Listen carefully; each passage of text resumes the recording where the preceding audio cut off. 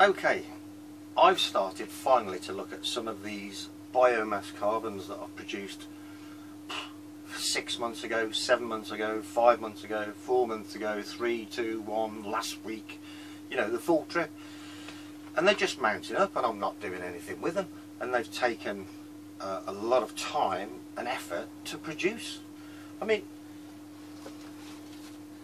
you know, that's just just one box. And there's just about everything you could think of in there.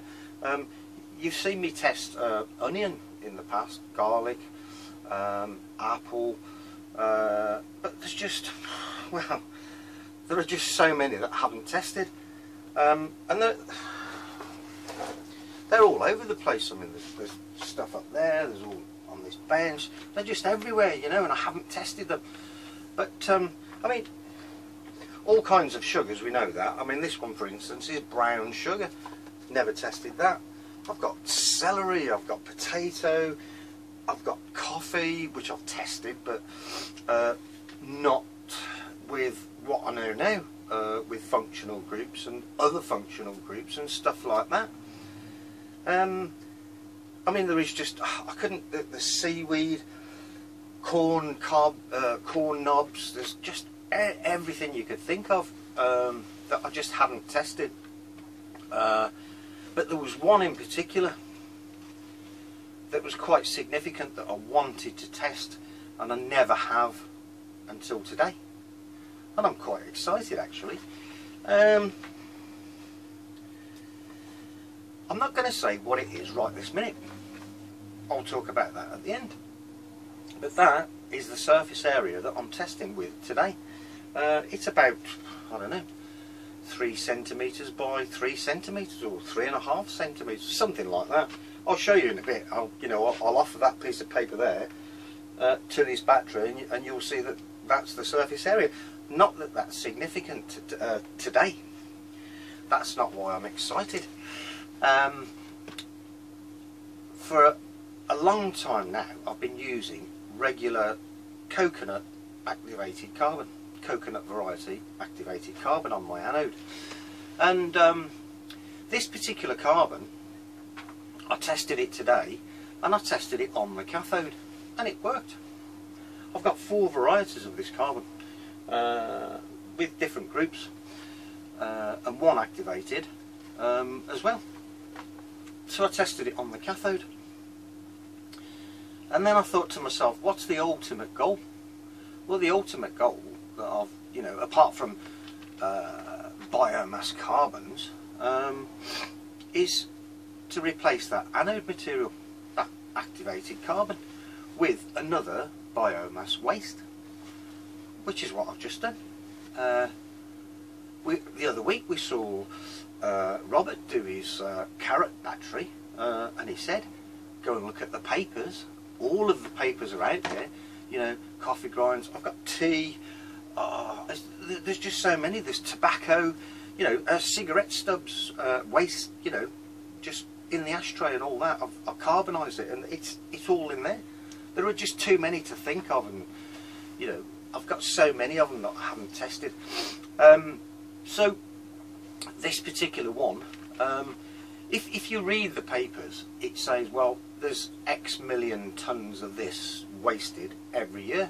With a lot of these, you know, orange peel, there's, you can go, I've got orange peel. There's just so many. There's just so many carbons that you can make, and so or so much biomass, and so many papers on all of these. It's all out there. It's on the internet to read. They all seem to activate in a certain way for a certain amount of time, and you know, it's either, I don't know, yeah, zinc chloride, or what's my favourite acid now? I forgot.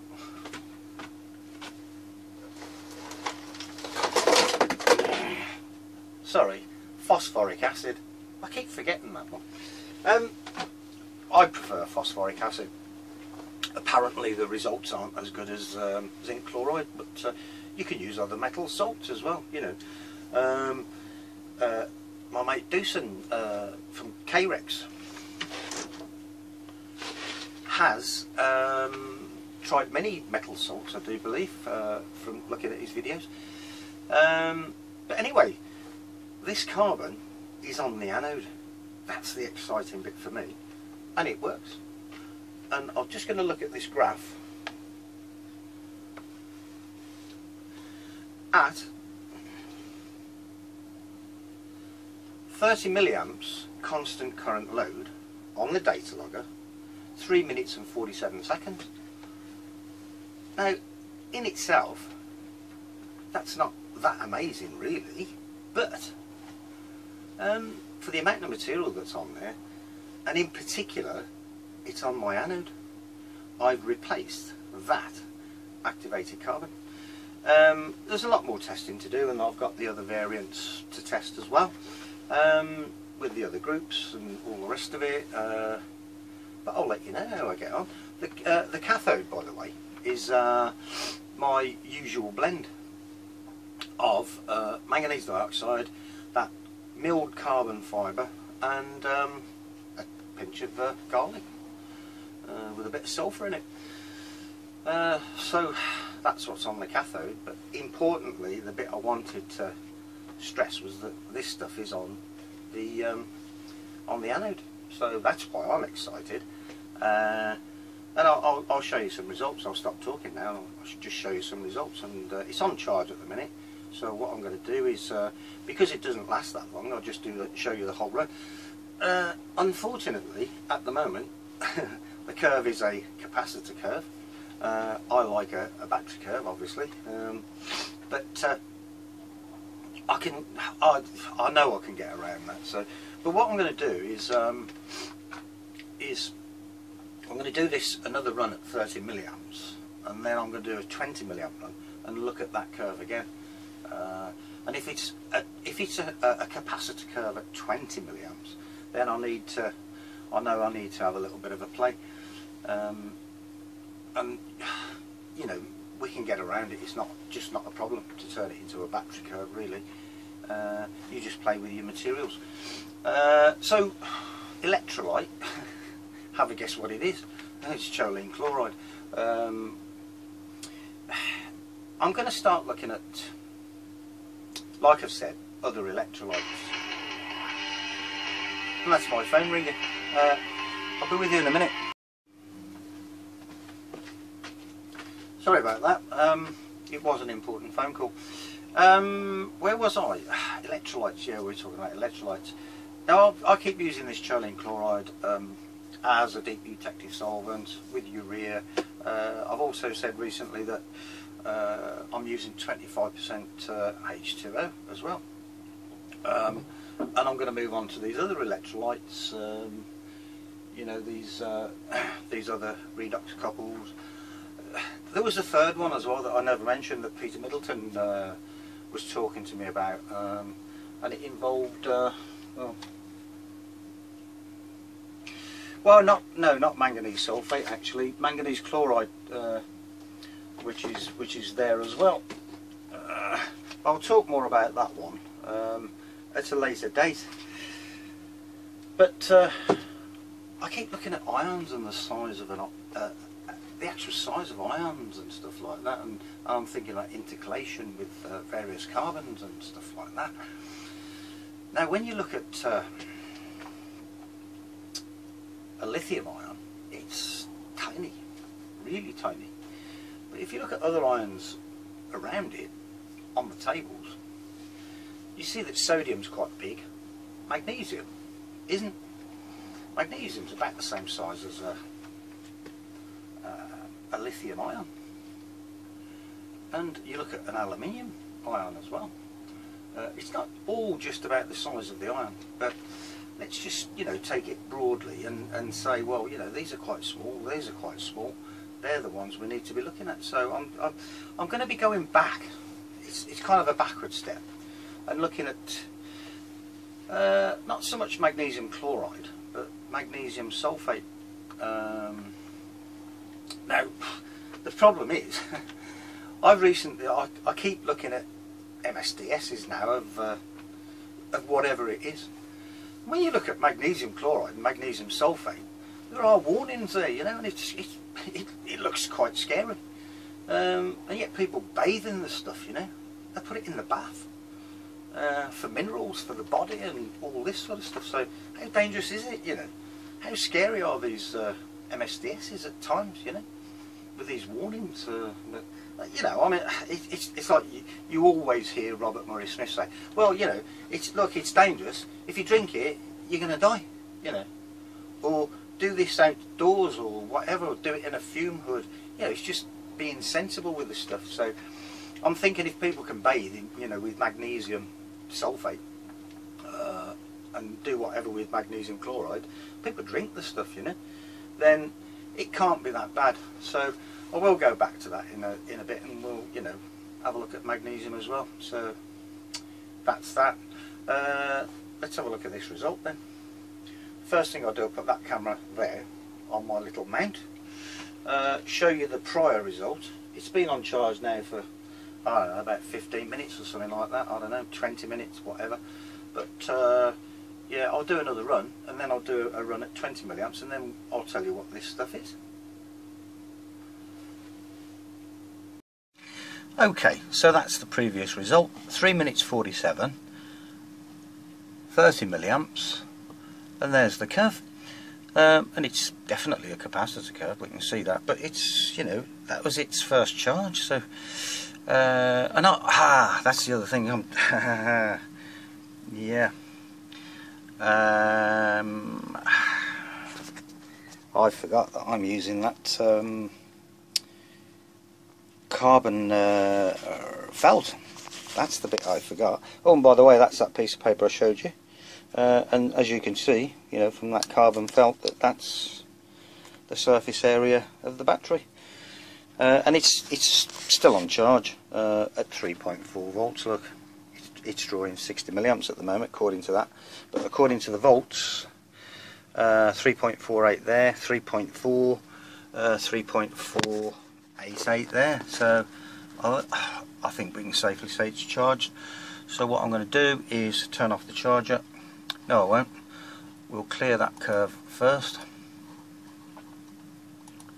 Then we'll turn off the charger. And I'm not going to wait for the voltage to settle again. I'm just going to press start. We know we're going to get a volt drop like that, because it's 30 milliamps on a small surface area.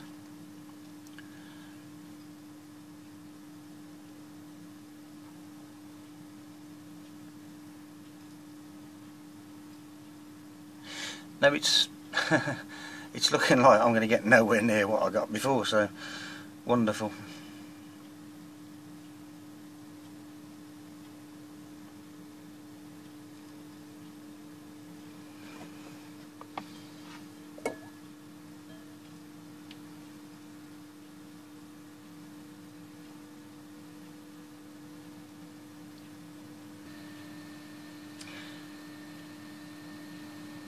Okay, so that was rubbish, but I've just realised something.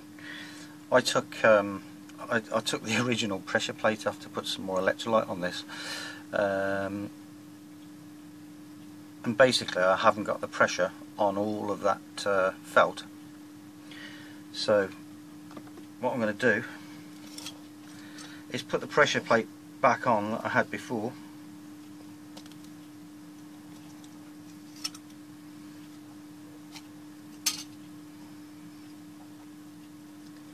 And go again and put it back on charge. Clear that curve because it's rubbish, and I'll be back in a few minutes, and we'll see what's what with this.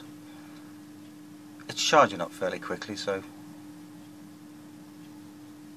okay, let's turn off the charger and start that again. 30 milliamp run.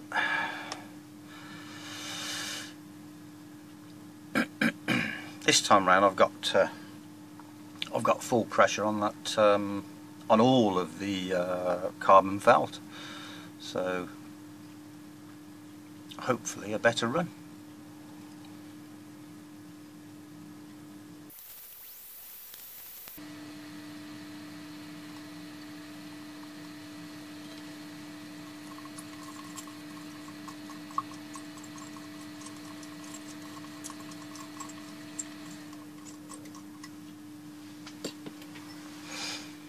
Okay, there you have it, 3 minutes 44.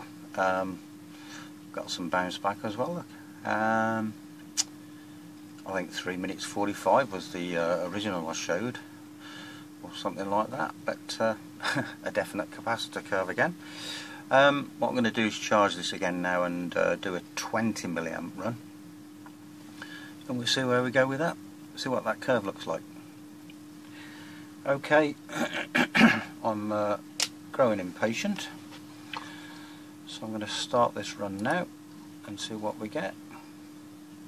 This is the 20 milliamp run.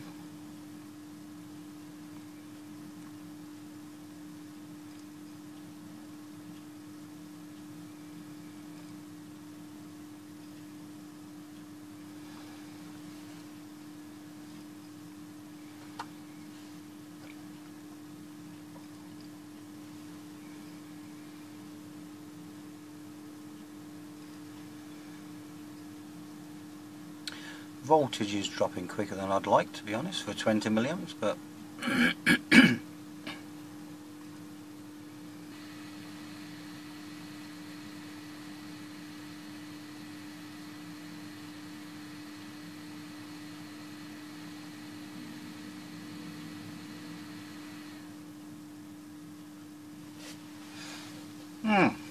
okay, amazingly, almost 7 minutes there with 20 milliamps. So what I'm going to do, because these things obviously get better the more you charge them, I'm going to alter that back to 30 milliamps there. Oops. And give it another go at 30 milliamps. So I'll come back when that's charged, but we've still got a capacitor curve. I'll see what I can do before the end of this to turn that into a battery curve. I'll be back. Right then, Mr. Impatient is back. That was 6 minutes 57, obviously, from 20 milliamps. I've gone back to 30. I'm going to turn the charger off, and I'm going to go again at 30 milliamps. And let's see what we get this time. Now, I did think to myself, what was missing from this equation, i.e. on the anode, I was using obviously regular activated carbon, but I'd forgot something, which was the graphite, because to make that carbon fibre weave work on the anode I had to put some graphite in, so that's what I've just done here, and let's see where it goes, and let's see what the curve looks like. Right, I've come back in at 1.2 volts and we're on 3 minutes already. So that small addition then, or small addition I should say. I'll come back in a minute. Okay, because I've decided that well, we're at a volt and we're on 4 minutes 20 and we're still at 30 milliamps. So what I've decided to do, now I've put this addition, this graphite, on the anode as well as that carbon, I'm just going to let the video run and we'll see what happens. And I'm going to leave it for a few minutes afterwards to see what the recovery is like as well.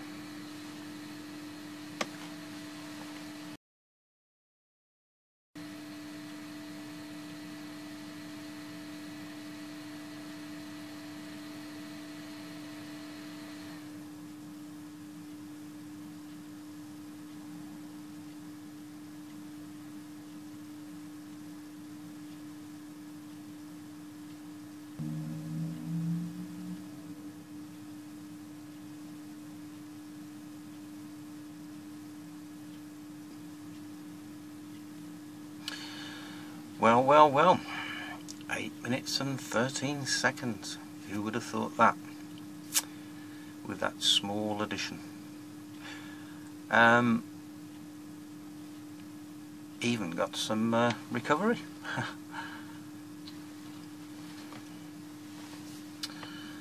that's quite amazing actually. Quite amazing. Well, there's only one thing to do really, and that's charge it up again. And really, we're going to have to go 40 milliamps, aren't we? You know, that's the only thing I can say at this stage. So the curve started to level out, didn't it? Not so pronounced. So we'll have to see what else we can do to make that into a battery curve. So I'll come back in a while when this is charged up again. Get rid of those lines as well.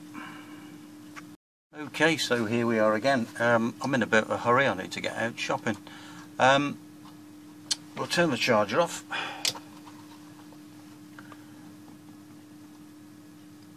Watch the voltage settle down a bit. 2.4 is where I like to be, so we'll press start.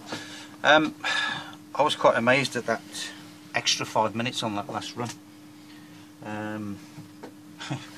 Just with the addition of that graphite, but I've decided now to do this run. I need to see where this is going to go now, because obviously there's been a nice increase there in energy. So what I've done this time is, as you can see, I've increased the load to 40 milliamps. Not expecting great things from this, but I just wanted to try it anyway. So I'm going to let that run.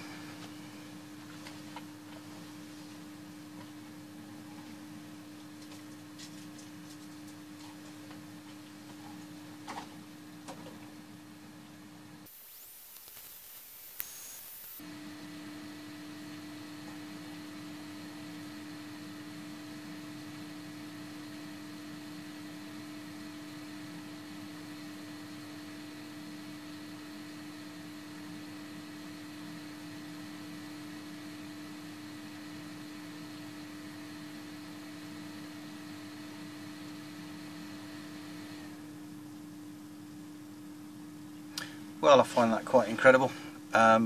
We've upped it to 40 milliamps.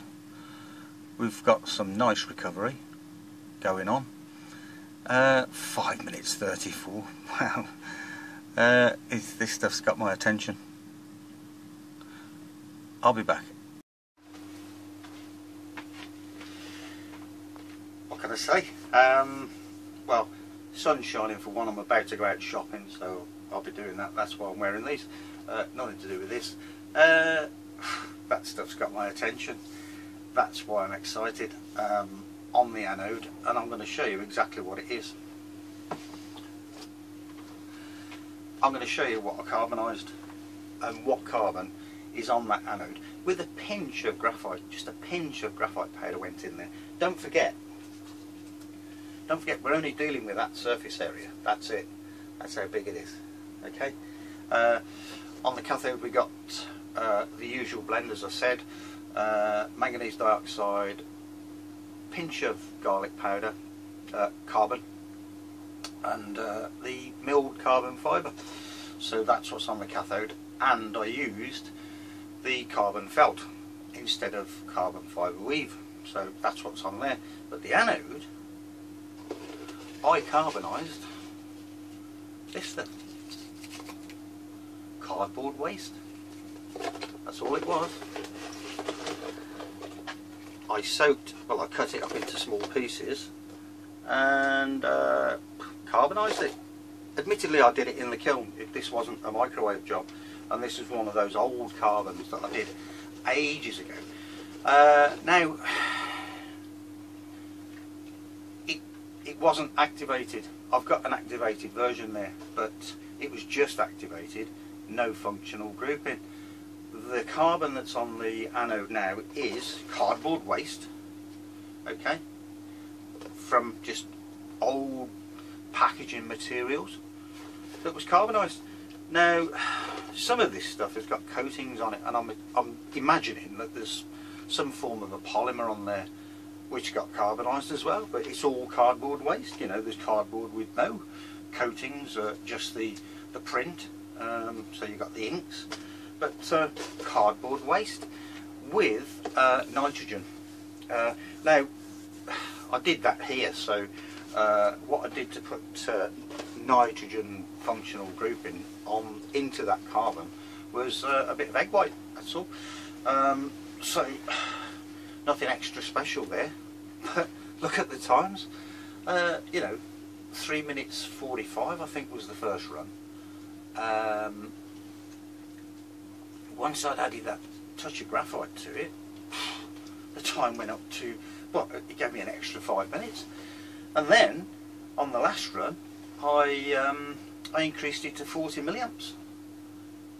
So it's got my attention, and that was cardboard carbon. What can I say? Apart from, I'll be back.